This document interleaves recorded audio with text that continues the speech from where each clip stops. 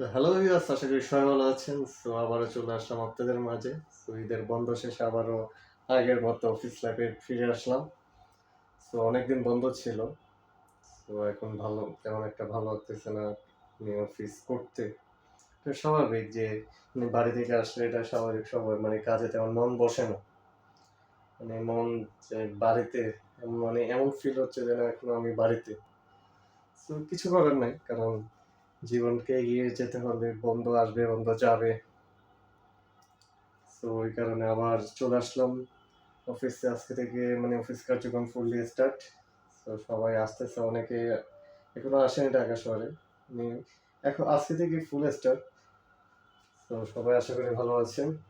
এখন থেকে আশা করি রেগুলার ব্লগ দেওয়ার চেষ্টা করব।